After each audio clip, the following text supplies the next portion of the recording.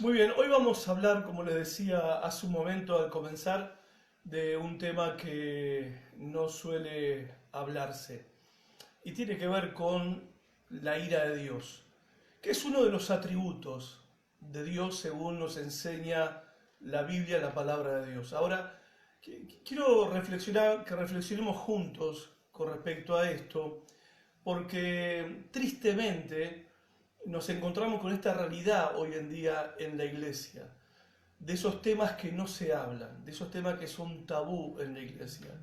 Yo no sé, en este último año, por ejemplo, cuántas veces te encontraste escuchando un sermón, una enseñanza, un mensaje acerca de la ira de Dios.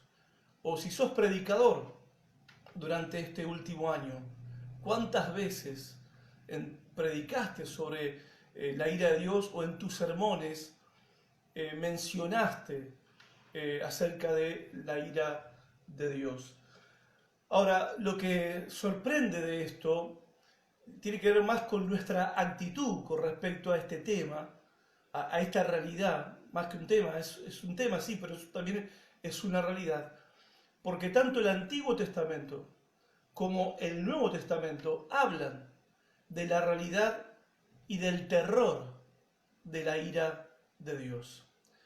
Y quizás a nosotros, a esta generación de cristianos, le cabe la misma queja que el Señor le hizo al pueblo de Israel allá en el Salmo 50, cuando en el Salmo 50 Dios le dice a Israel que ellos estaban pensando que Dios era como ellos. O sea, en otras palabras, esa generación estaba cometiendo el error, el pecado, ¿sí?, de hacerse un Dios a la imagen de ellos. Un Dios que quedara cómodo a sus conceptos, un Dios que quedara cómodo a sus ideas, a lo que ellos eran capaces de tolerar en cuanto a quién es Dios.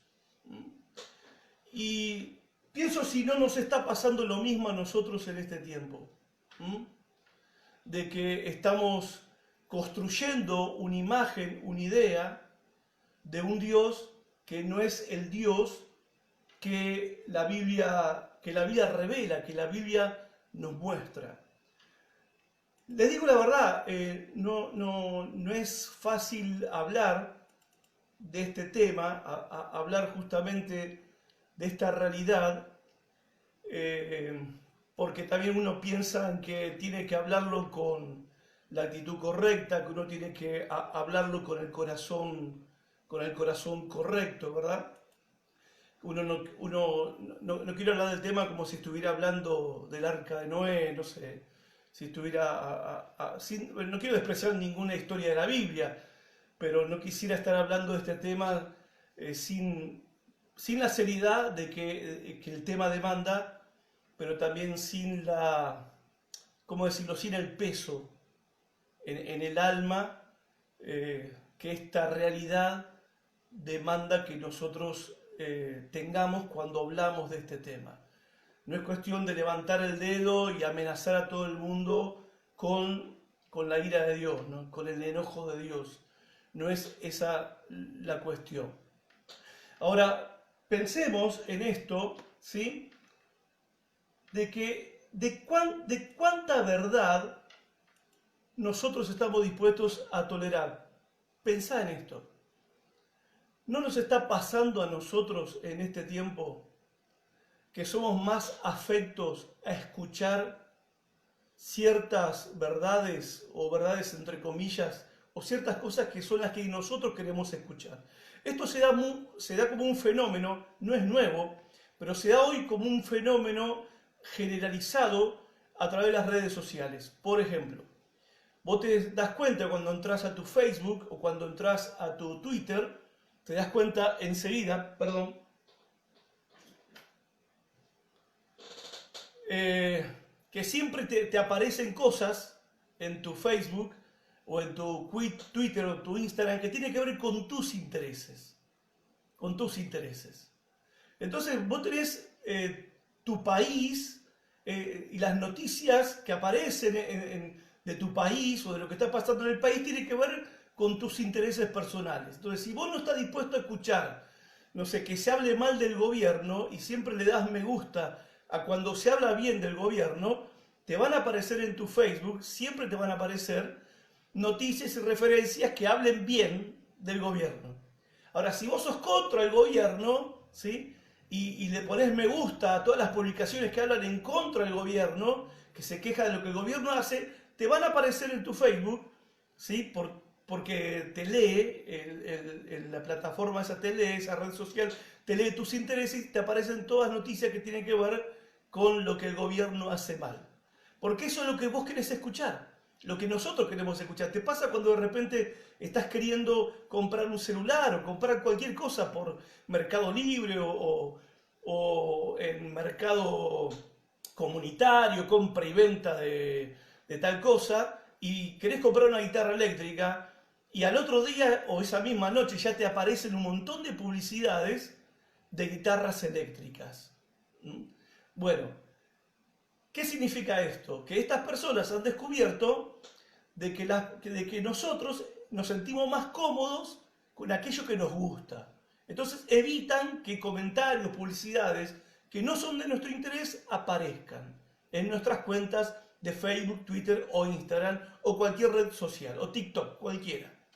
Ahora, lo trágico de esto es que esto te transmite una realidad parcial, no es toda la realidad, pero lo más trágico todavía es que esto se haya trasladado al púlpito, que esto se haya trasladado a las plataformas o a los escenarios donde predicamos los predicadores, ¿no? Entonces, los predicadores modernos tenemos la tendencia, digo tenemos porque me voy a incluir, no quiero yo hacerme el superhéroe acá, pero el predicador moderno tenemos la tendencia de ver, bueno, qué mensaje, qué palabra es la que la gente necesita escuchar. ¿Qué es lo que la gente, cuáles son los problemas que la gente tiene? Y vamos a traerle un mensaje de acuerdo a lo que la gente quiere escuchar.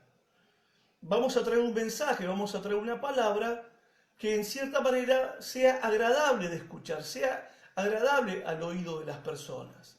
Y esto también se traslada, por ejemplo, al trabajo de evangelismo. Cuando salimos a evangelizar, entonces decimos, bueno, vamos a presentar el evangelio de tal manera que la gente sea atraída por el mensaje que nosotros damos. Entonces, si tenemos que ocultar ciertas verdades para que la gente responda positivamente, afirmativamente a nuestro mensaje, entonces vamos a dejar esos temitas ríspidos, incómodos, chocantes, fuertes, para otro momento, para el discipulado, para cuando tengamos que discipular a esa persona. Bueno, ahí sí le vamos a explicar la letra chica del Evangelio.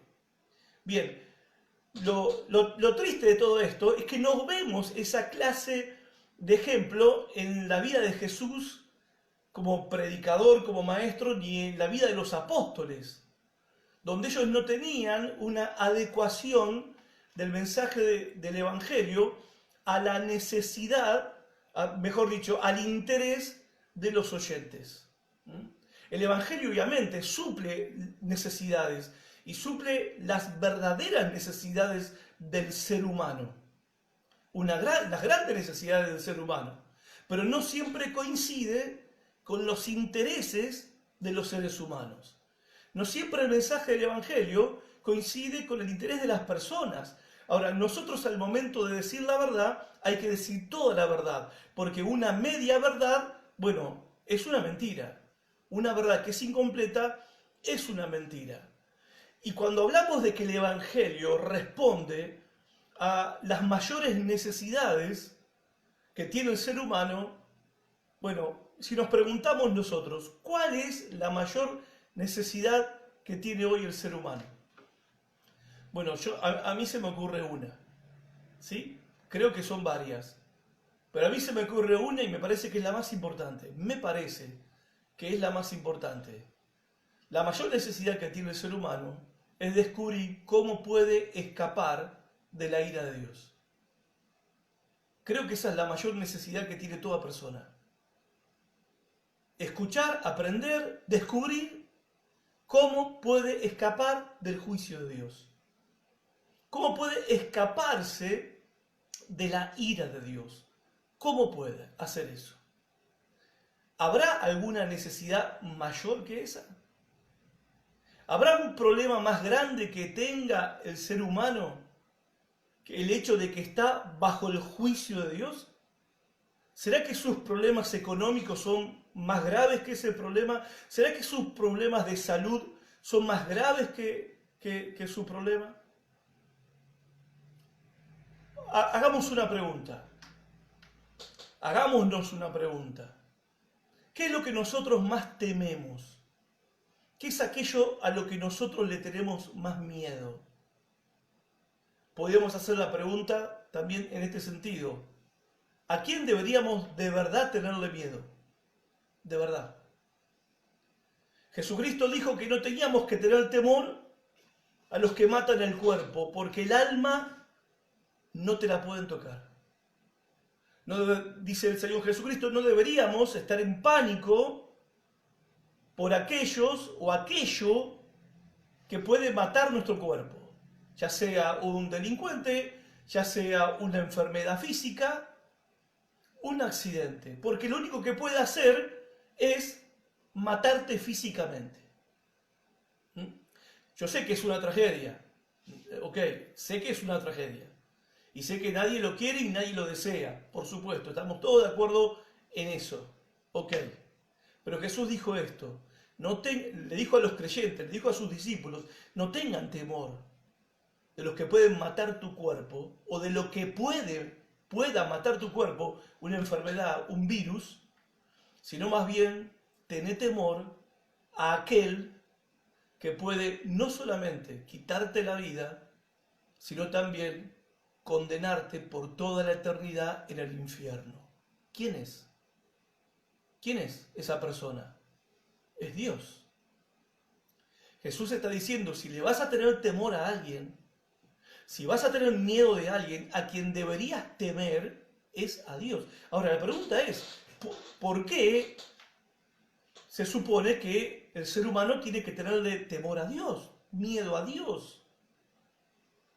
Nos cuesta entrar en ese pensamiento. ¿Por qué nos cuesta entrar en ese pensamiento? Porque la idea popular es que Dios es nuestro amigo, de que Dios es nuestro compañero, que Dios es el que camina con nosotros con el brazo sobre nuestros hombros, que cuando no podemos, que son las 4 huellas en la arena, y que cuando no podemos más hay 2 huellas que no son las nuestras, sino que es Él que nos levantó a UPA y nos lleva caminando. O sea, nosotros tenemos una idea muy romántica del concepto que Dios tiene de nosotros. Como esa idea que tenemos, por ejemplo, en Argentina, de que Dios es argentino y que a nosotros todo nos va a ir bien. Todo nos va a ir bien. No nos va bien no sé si alguna vez nos fue bien. Yo tengo 52 años y no me acuerdo cuando nos fue bien en el país. Y más atrás, mis padres y mis abuelos, tampoco sé si ellos pueden contarnos de que en algún momento haya estado bien la nación y el país, pero nosotros persistimos con esa idea, ¿no?, de que Dios nos va a ayudar, de que nos va a ir todo bien, de que se va a solucionar todo, que hay que ser positivo, hay que mirar para adelante, Dios está con nosotros. Ahora la pregunta es, ¿no?, ¿qué motivo tiene Dios para que nosotros le caigamos bien? ¿Qué motivo tiene Dios? ¿Qué motivo tiene Dios para mirarnos a nosotros con cariño si no hacemos otra cosa que pecar? Y individualmente y colectivamente, como país, como nación. ¿Cómo esperamos nosotros que Dios nos bendiga, que Dios nos ayude y que podamos salir de esta crisis, de la pandemia, de la deuda externa, de la economía, si estamos decretando y estableciendo leyes que van en contra de la vida para matar a los seres humanos en el vientre de sus propias madres? O sea, ¿de dónde sacamos nosotros esa idea, que es una imaginación nuestra, de que Dios está contento con nosotros, de que Dios nos va a ayudar en todo, de que Dios es nuestro amigo, de que Dios es el anciano bonachón que está sentado en el cielo y que nos va a enviar todas sus bendiciones.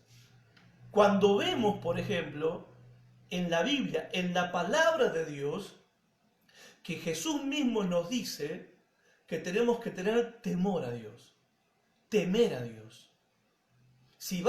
Dijo Jesús, si vas a tenerle miedo a algo o a alguien, bueno, no le tengas miedo a los que pueden matar tu cuerpo, no, tenerle miedo a Dios que puede matarte, que puede quitarte la vida, porque Él te la dio, puede quitarte la vida y también puede destruir tu alma en el infierno.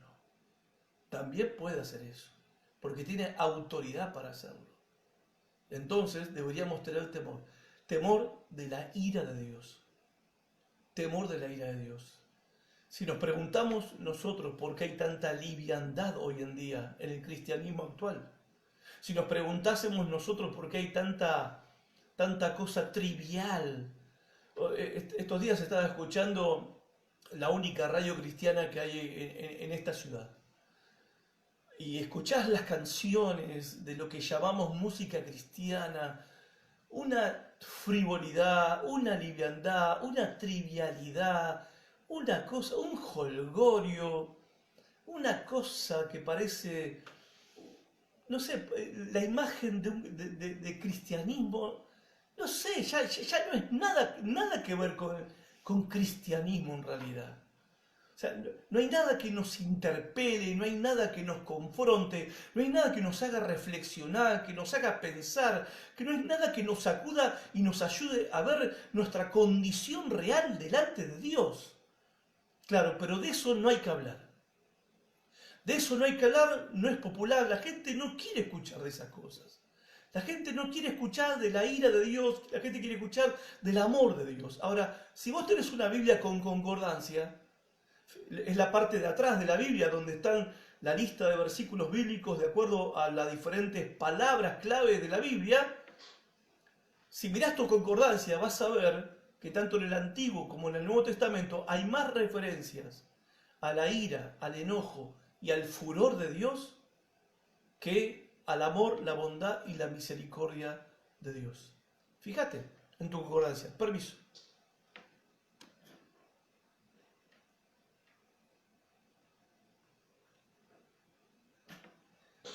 Acá estoy, ya volví. Tengo un problema con la computadora. Fíjate en la concordancia y vas a ver que justamente tenemos más referencias a la ira de Dios que al amor de Dios. Y no es que Dios no nos ama, no es que Dios no ama al pecador y que no ama a su creación. Pero de ahí, de nosotros hacernos la imagen de un Dios que es tan amoroso, que pasa por alto el pecado, que hace la vista gorda al pecado, ¿sí? Es crearnos una imagen de un Dios que no existe, un Dios que no es real. Lo que yo veo en la Biblia, lo que veo en la palabra de Dios, por ejemplo, es que los profetas y apóstoles que hablaron acerca de la ira de Dios, que escribieron acerca de la ira de Dios, no se cohibieron cuando hablaron de la ira de Dios.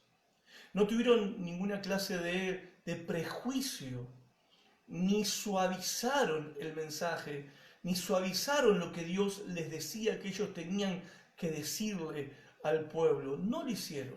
Y si ellos no lo hicieron, tampoco nosotros deberíamos hacerlo. Ahora, ¿por qué nosotros debemos enfrentarnos con esta realidad? ¿Por qué tenemos que enfrentarnos nosotros con la realidad de la ira de Dios? Bueno, tenemos que enfrentarnos con la realidad de la ira de Dios porque no hay manera de entender y comprender verdaderamente el Evangelio si no comprendemos la realidad y lo terrible de la ira de Dios. Porque según el Nuevo Testamento, el Evangelio es el Evangelio que salva de la ira de Dios. Nunca vamos a apreciar la buena noticia del Evangelio si primero no tenemos una comprensión, un entendimiento de la mala noticia que nos es comunicada también por medio del Evangelio, de que somos pecadores y estamos destituidos de la gloria de Dios y que por ser pecadores, estamos bajo la ira de Dios, bajo la condenación de Dios. Estamos destituidos de la gloria de Dios. Creo que dije de la ira, perdón. Estamos como pecadores destituidos de la gloria de Dios.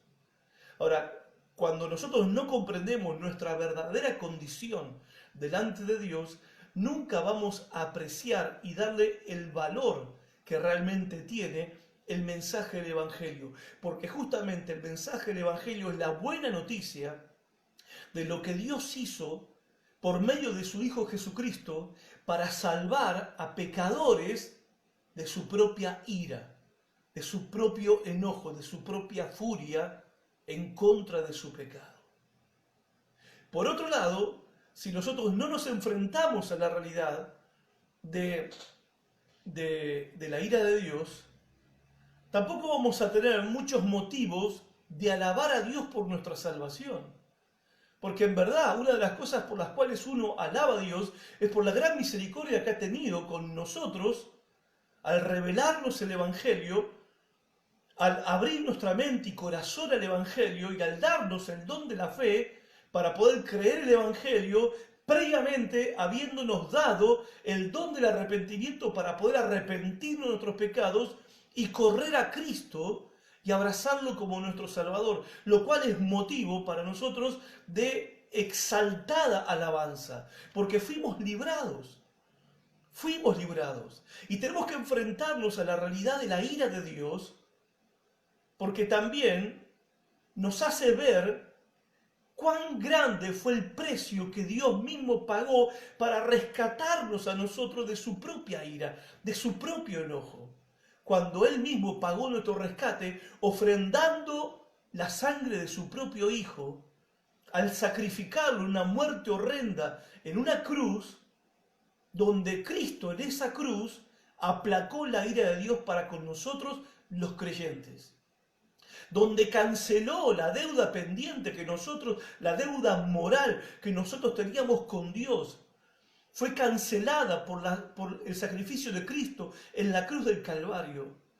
Por eso, enfrentarnos a la realidad de la ira de Dios nos lleva a nosotros a contemplar la maravilla de la cruz, el verdadero significado del amor de Dios demostrado en esa cruz, porque Dios no estaba obligado a salvarnos. Dios no estaba obligado a sacrificar a su propio Hijo. Dios no estaba obligado a pagar el rescate de nuestra redención de la esclavitud del pecado, de la esclavitud de Satanás, porque estábamos ahí por nuestra propia decisión, estábamos ahí por nuestra propia elección, porque nosotros decidimos darle la espalda a Dios, porque nosotros decidimos vivir una vida como si Dios no existiera y pagamos las consecuencias de esa clase de vida, sometidos al pecado, esclavizados por el diablo y sus demonios, y así vivíamos engañados, perdidos en el error y en el engaño, y Dios en su amor y en su misericordia, sin tener ninguna obligación de hacerlo, pagó el precio de nuestro pecado por medio de su Hijo en la cruz del Calvario.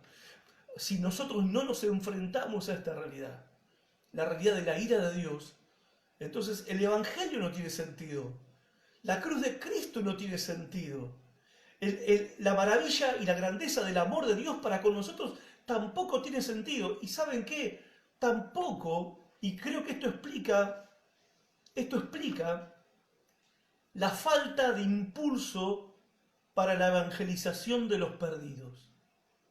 ¿Por qué la iglesia actual solamente mira para adentro y mira para sus necesidades personales y ha perdido ese impulso, esa iniciativa, esa pasión por ganar a los perdidos para Cristo? ¿Saben por qué? Porque hemos perdido la visión de la ira de Dios. El concepto, la realidad de la ira de Dios no forma parte de nuestro pensar como creyentes, no forma parte de nuestra meditación como creyentes, no forma parte de las cosas en las que pensamos. O sea, ¿cuándo fue la última vez que pensaste? ¿Cuándo fue la última vez que meditaste acerca de la ira de Dios? Del enojo de Dios, de la condenación de Dios, acerca del infierno. Ahora, ¿por qué meditar en estas cosas que obviamente son cosas fuertes, no son agradables y eso es entendible, pero son reales. Es la realidad.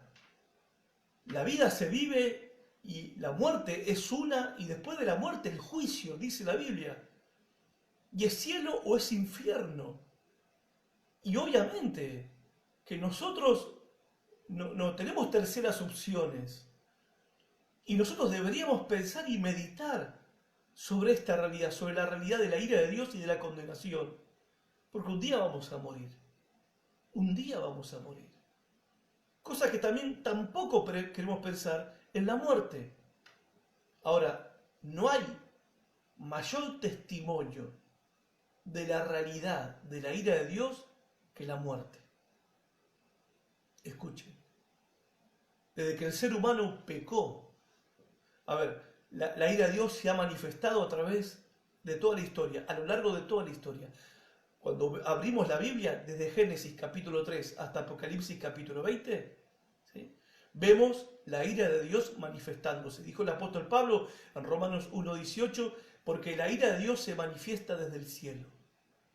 La ira de Dios se ha manifestado de manera continua a lo largo de toda la historia.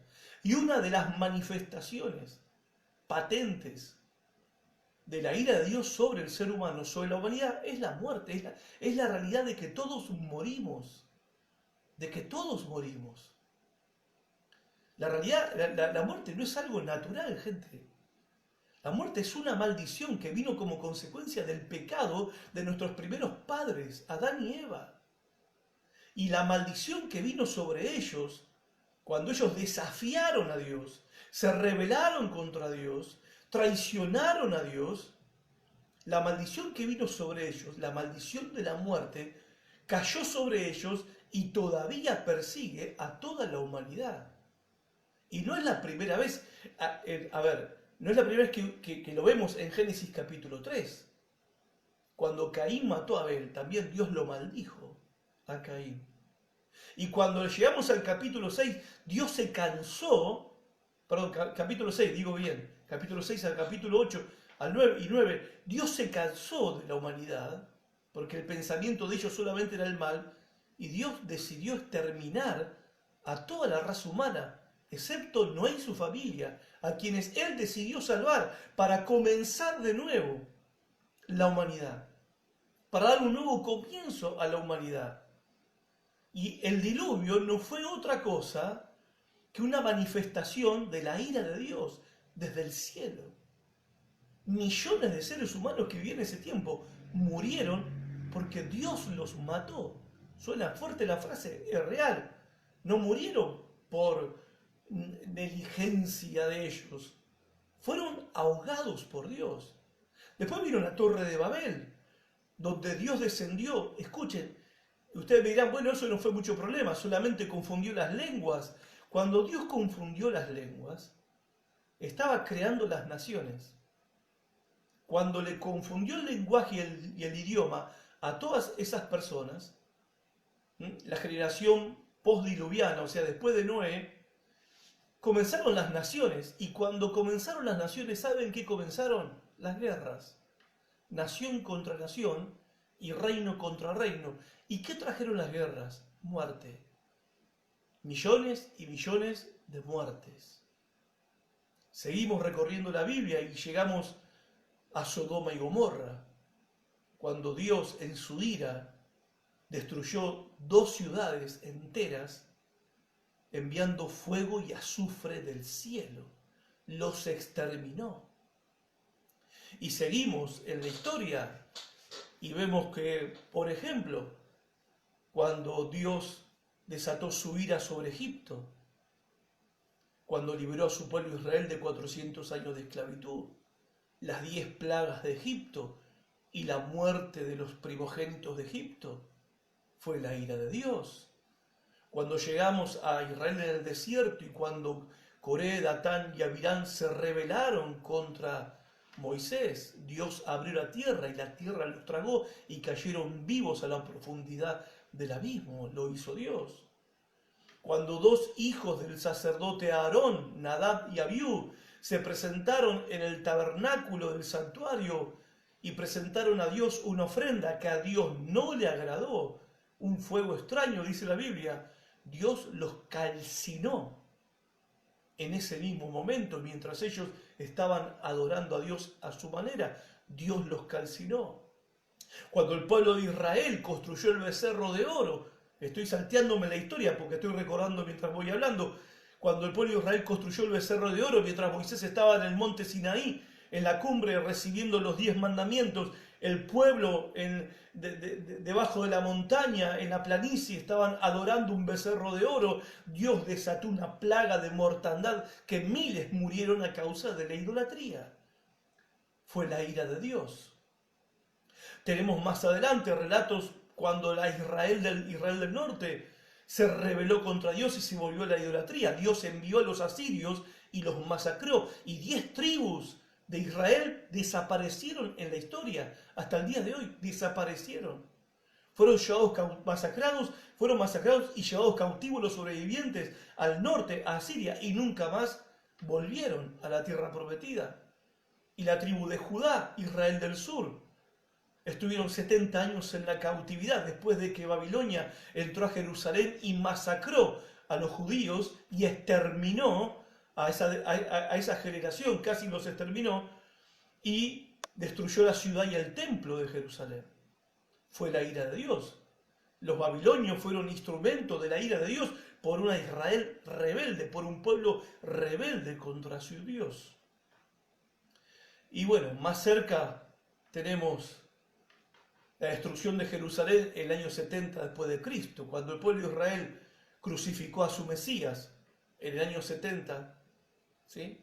40 años después de la muerte del Mesías, de la muerte de Cristo, a manos de su propio pueblo, Dios envió a los romanos y masacraron a todos los judíos, destruyeron la ciudad, la arrasaron y destruyeron el templo, y por 2000 años Israel no tuvo tierra, Israel no tuvo nación, 2000 años, hasta que en 1948 volvieron a ser una nación.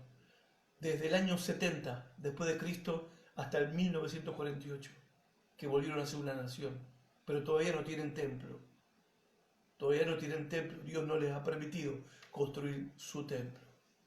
Y bueno, vemos en el Nuevo Testamento muchos hechos de intervención de Dios demostrando su ira y demostrando su enojo. La cruz. ¿Qué es la cruz, gente? La cruz es la manifestación más clara de lo que Dios piensa con respecto al pecado. ¿Querés saber lo que Dios piensa con respecto al pecado? Bueno, Dios odia el pecado. Por eso la angustia del Hijo de Dios, cuando Él estaba cargando en su alma el pecado de todos nosotros, que Dios le estaba haciendo cargo a Él.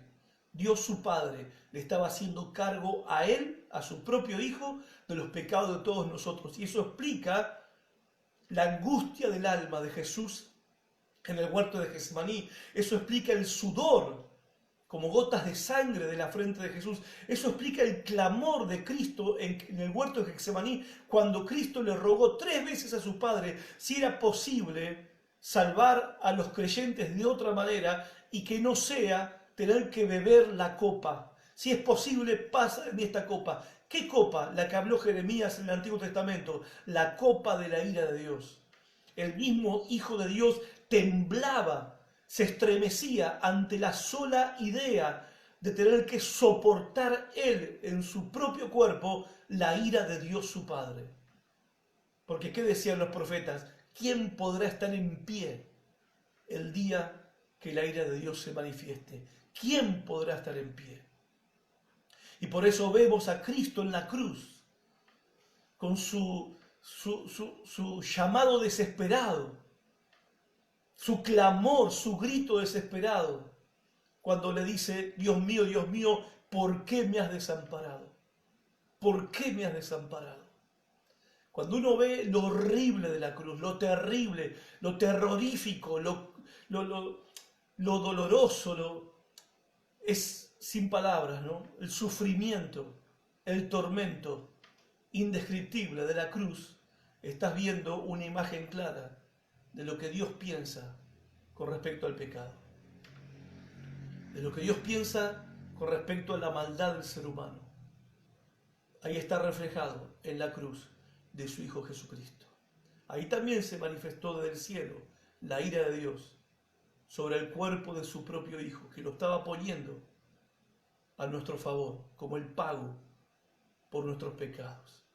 En el futuro, la ira de Dios ha de manifestarse, como dijeron los profetas del Antiguo Testamento, el día de la ira de Dios, profetizando el día de la venganza de nuestro Dios, el día de la furia de Dios, como nos relata también Juan en Apocalipsis, y la manifestación eterna de la ira de Dios es el lago de fuego que Él creó, el lugar de tormento que Él creó para todos los que desafían su autoridad, para todos los que pecan contra Él, para todos los que viven su vida como si Él no existiera. Creó un lago de fuego y azufre que arde por toda la eternidad, donde el gusano de los que están allí nunca muere, donde es el crujir, el rechinar de dientes y donde el tormento es insoportable y en aumento para toda la eternidad. El infierno es una manifestación clara de la ira de Dios, sobre el pecado, pero también sobre el pecador. El pecador, a ver, quiero decir esto. La Biblia habla en algunas oportunidades que Dios hizo juramentos. A Abraham en Génesis 22:16 le hizo un juramento de bendición. A través de ese juramento, que se convierte en una promesa, le da esperanza. Esperanza que tenemos todos nosotros los creyentes en las promesas de Dios, que Dios juró cumplirlas. Y eso a nosotros nos da esperanza en cualquier situación de la vida que nos toca vivir. Pero también Dios juró castigar a los pecadores. Lo juró. El juramento es algo solemne. A sus hijos juró bendecirlos para darnos una promesa que nos da esperanza. Pero a los pecadores juró castigarlos. ¿Para qué? Para advertirles del peligro y para que se aparten del pecado, para atemorizarlos. El pecador debería atemorizarse ante el juramento que Dios ha hecho de castigar el pecado un día, de castigarlo con su justo juicio. Ahora, este juramento, según el Nuevo Testamento, dice: he jurado por mí mismo, dice el Señor. He jurado en mi furor, he jurado por mi santidad, he jurado por mi nombre. Y el punto es este, que si Dios no cumple lo que juró, si Dios no castiga al pecador, no desata sobre el pecador toda su ira, toda su furia, ¿dónde queda la integridad de la palabra de Dios? ¿Dónde queda la credibilidad de la palabra de Dios? ¿Dónde queda la credibilidad y la integridad del Rey del Universo si no cumpliera con su promesa de castigar a los pecadores? ¿Qué pasaría en el universo entero? ¿Qué dirían los ejércitos celestiales? ¿Qué dirían los demonios y el mismo Satanás si Dios no cumpliera lo que ha prometido? Por eso no hay nada más seguro que la salvación para los creyentes y el infierno para los pecadores. No hay nada más, es más seguro que el sol que va a salir mañana, porque la verdad no sabemos si va a salir. Nosotros confiamos que sí, pero no sabemos si va a salir, porque un día va a dejar de salir. Un día se va a terminar. Pero si hay algo de lo que podemos estar seguros, es que Dios va a cumplir su palabra. Si en Génesis capítulo 3, versículo 15, prometió enviar un Salvador, y 4000 años después lo mandó, ¿cómo Él no va a cumplir con su amenaza de condenar a los pecadores en su ira y desatar sobre todo pecador su furia, su ira, su enojo aplastante y sin misericordia? Porque este es el tiempo de la misericordia. Este es el tiempo donde Dios está llamando a todos a que vengan a Él arrepentidos, y Él los perdonará si se arrepienten de sus pecados y ponen su fe en Jesucristo. Este es el tiempo, pero después de la muerte ya no hay más tiempo, ya no hay más oportunidad, no hay más. después, el del día del juicio, no va a haber misericordia. Porque este es el tiempo de la gracia de Dios. Este es el tiempo de la paciencia de Dios. Imagínense el caos que sería. Bueno, para dar un ejemplo, ya es un caos en nuestra nación, como en todas las naciones del mundo, cuando un candidato a presidente hace campaña prometiendo el oro y el moro a todo el mundo para que lo votemos, después asumen la presidencia y no cumplen nada de lo que votamos, de lo que prometió. No cumple nada. Entonces, la credibilidad, ¿dónde queda? La confianza de la ciudadanía en gobernantes y líderes así, ¿dónde queda? O como pasa con la justicia. Cuando la justicia no hace justicia. Cuando los jueces se venden, cuando los jueces son tan corruptos como el delincuente. ¿Dónde queda la credibilidad de esos jueces? ¿Dónde queda la confianza de la ciudadanía en esos jueces? Ahora, ¿ustedes piensan que Dios va a caer en eso? Que Dios, que prometió juicio y castigo y condenación a los pecadores, los va a dejar sin castigo porque le va a agarrar un ataque de bondad. No, Dios tiene ira y enojo e indignación contra el pecador porque Dios ama y porque Dios es bueno. No porque no lo es. Porque no se puede ser bueno y amoroso y ser indiferente al pecado. Esa es una falla moral. Nosotros los creyentes, ¿sí?, no podemos ser indiferentes al pecado, como que no nos importa, como que nos da lo mismo, que no pasa nada, que estamos acostumbrados al pecado en la sociedad. Si nosotros tenemos esa actitud, nos hemos vuelto indiferentes al pecado, significa que el amor se enfrió, nuestro amor a Dios se ha enfriado. Ahora, el amor de Dios no se enfría, la bondad de Dios no se enfría y es eterna. Dios es bueno, eternamente bueno, para siempre es bueno, y por eso mismo, porque Él es bueno y porque Él es amoroso, necesariamente odia el pecado y ha de castigar el pecado. Es lo correcto y es también lo necesario. ¿Acaso no va a hacer Él lo que es justo? Y si Dios es bueno, y si Dios es amoroso como lo es, ¿sí?, le tiene que dar a cada uno lo que merece. Eso dice la Biblia. Que el día que el Señor Jesucristo venga en su segunda venida, va a venir en su ira. Apocalipsis habla en capítulo 6 acerca de la ira del Cordero. Porque algunos dicen, bueno, pero Jesús no es así, Dios es así, uy, cuidado. Pero Jesús no es así. Apocalipsis 6 habla de la ira, el día de la ira del Cordero. El Cordero de Dios, Cristo. Entonces, cuando Pablo habla en 2 Tesalonicenses capítulo 2, acerca de la segunda venida de Jesús, habla de que ese día es el día de la ira y el día de la venganza de Dios sobre los pecadores, donde Él volverá a darle a cada uno lo que merece, porque eso es lo justo. Si Dios nos ama, y si Dios ama a todo el mundo, le dará a cada uno lo que merece. Y el problema acá es que algunos creen que merecen otra cosa de lo que van a recibir. Algunos se engañan a sí mismos pensando o teniendo una idea de un Dios que es indiferente al pecado.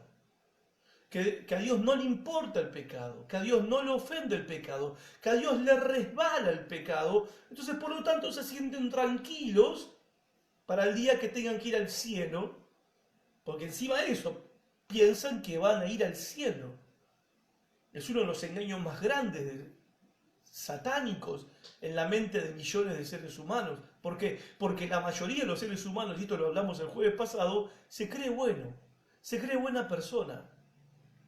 Ahora, Cristo volverá y en el día del juicio cada uno va a recibir lo que merece. Y ahí está nuestro problema. Ahí está nuestro problema. Si Dios es bueno, si Dios es amoroso, dará a cada uno el justo pago que cada uno merece. Y esto de que es necesario que esto ocurra y que es correcto que Dios obre de esta manera, es porque también todos en alguna medida esperamos que sea así. Aunque nos desagrada la idea, pero esperamos que sea así. Porque interiormente nosotros sabemos que no se puede vivir en una realidad donde nadie paga lo que hace. No, es intolerable, ya se vuelve intolerable la vida en este país, por ejemplo, por la impunidad que hay. Entonces, si esto es verdad en cuanto a la vida social, ¿cuánto más imaginan ustedes que esto es realidad y esto es verdad en el reino de Dios, y que Dios, el juez justo y el rey del universo, ejecutará su justicia sobre los pecadores? Ahora, quiero decir esto. No es que Dios está eligiendo a quien mandarle un rayo del cielo, no. En última instancia, los que van a caer bajo la ira de Dios, bajo el justo castigo de la ira y de la furia de Dios, son aquellos que han elegido recibir el castigo de Dios. Porque al no aceptar la invitación que se te hace, cuando Jesús dice, vengan a mí, todos los que están cansados, cargados y ya no aguantan más su alma, ya no pueden con su alma, vengan a mí, dijo el Señor Jesucristo, y yo los haré descansar. Al aceptar la invitación, nosotros recibimos ese descanso del alma, que es esa paz que solamente Dios puede dar, pero a la misma vez estamos escapando de la ira de Dios, donde no habrá descanso nunca jamás por toda la eternidad. Ahora, si yo rechazo la invitación que Cristo me está haciendo, si rechazo esa invitación, yo mismo me estoy condenando. Yo mismo me estoy condenando. O sea, no es que Dios está de manera arbitraria agarrando gente y mandándola así al infierno diciendo este no me cae bien, y por pura crueldad y por pura venganza cruel los agarra los pelos y los tira al infierno. No. La realidad es que nosotros elegimos la ira de Dios. El Evangelio de Juan, capítulo 3, verso 16 en adelante, dice: de tal manera amó Dios al mundo que ha dado a su único Hijo, para que todo aquel que en él crea no se pierda y tenga vida eterna. Porque Dios no envió a su Hijo al mundo para condenar al mundo, sino para que el mundo sea salvo por medio de él. Pero, dice el texto, sigue diciendo el Evangelio de Juan, capítulo 3, pero los hombres no quisieron creer. Amaron más la oscuridad, amaron más su pecado, amaron más las tinieblas que la luz de la verdad, que el amor de la verdad que se le estaba ofreciendo. Y por cuanto rechazaron el amor de la verdad y rechazan el amor de la verdad, no les queda otro camino que la perdición eterna. Caminan derecho al día de la ira de Dios, al día del justo juicio de la ira de Dios. Quiero terminar. Nosotros los creyentes deberíamos meditar sobre la ira de Dios. ¿Sí? Deberíamos meditar en primer lugar para que nosotros también cultivemos en nuestro corazón la actitud que Dios tiene en contra del pecado. Los creyentes no podemos ser triviales, livianos, ni consentir ni excusar el pecado. Los creyentes deberíamos odiar el pecado como Dios lo odia. En segundo lugar, nosotros deberíamos reflexionar sobre esta realidad de la ira de Dios para que recuperemos ese sentido de urgencia para predicar el Evangelio a los que están perdidos, porque ellos no se imaginan hacia dónde van y nosotros nos olvidamos, y por eso no les predicamos, porque nos olvidamos que existe el infierno y que pronto viene el día de la ira y de la venganza de nuestro Dios. Por eso deberíamos nosotros reflexionar y tener presente la realidad de la ira de Dios. En tercer lugar, deberíamos tenerlo presente para que no nos olvidemos de ser agradecidos con Dios por habernos librado nosotros de la ira que viene, del justo juicio que viene, del día de la venganza que viene. Y deberíamos reflexionar también nosotros para pedirle a Dios que examine nuestro corazón, para ver si estamos en la fe. Muchos creyentes viven confiados, demasiado confiados. Demasiado confiados. Sí, yo acepté a Cristo hace 20 años. Sí, yo acepté a Cristo hace 30 años. Sí, yo acepté a Cristo y me sanó el Señor de una enfermedad. Y recibí un milagro. Y yo he predicado, soy diácono, soy pastor, soy líder en la iglesia. Estoy prosperado, mirá qué linda casa que tengo, cómo Dios me bendice, el auto que tengo. Y bueno, muchos viven en una falsa confianza y no se examinan de vez en cuando a ver si están en la fe. Deberíamos pedirle a Dios que examine nuestros corazones para saber, para discernir si la fe que tenemos es real. Porque no te olvides, Jesús dijo, muchos en aquel día me van a decir, Señor, Señor, queremos entrar, pero no van a entrar. Un día terrible ese, ¿no? De gente que cree que se murió creyendo que era salva y no era salva. Que se murió creyendo que eran creyentes y no eran verdaderos creyentes porque no habían nacido de nuevo y no vivían como creyentes tampoco. Por eso nosotros tenemos que meditar en estas verdades, enfrentarnos con esta realidad y examinar nuestros propios corazones, gente. Examinar nuestros propios corazones si estamos en la fe. Y no olvidar que la puerta de escape, por decirlo de alguna manera, de la ira de Dios, del día de la venganza y de la ira de Dios que viene, del día del justo juicio de Dios sobre los pecadores que viene, la única puerta para poder escapar y huir se llama Jesucristo. Jesucristo dijo, yo soy la puerta. El que entra por mí encontrará paz y descanso eterno para su alma. No hay otro lugar de refugio que no es Cristo Jesús el Salvador. No hay otro medio por el cual nosotros podamos escapar del juicio de Dios, escapar de la ira de Dios, sino es por el sacrificio que Cristo hizo por nosotros en la cruz, que hizo a nuestro favor.